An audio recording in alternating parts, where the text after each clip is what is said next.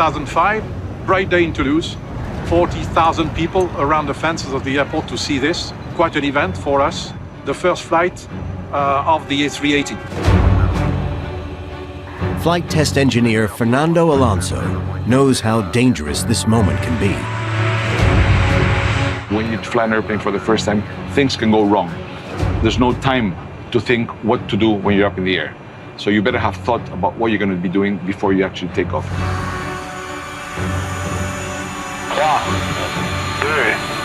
At 10:29 a.m., under a cloudless sky, the A380 accelerates down the runway.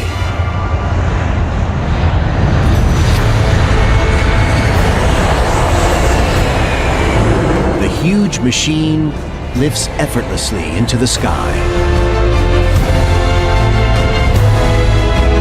Before you got a chunk of carbon, aluminium, and sitting on the ground, and then suddenly when she flies, I mean, she's alive.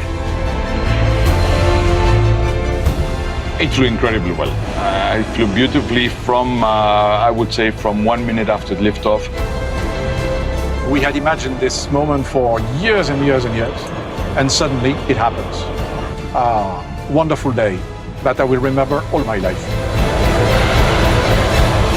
After 4 trouble-free hours,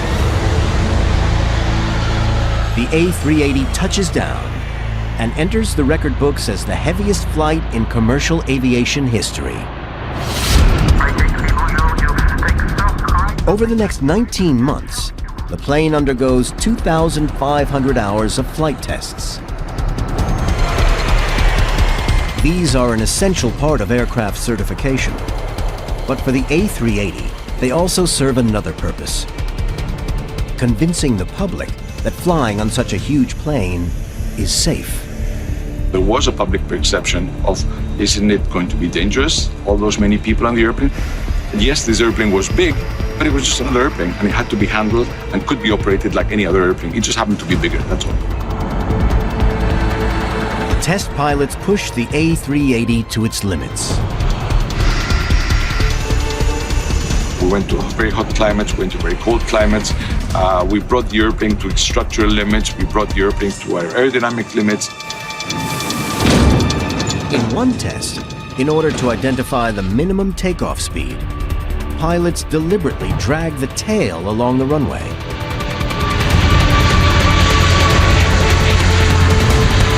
The A380 passes every test with flying colors.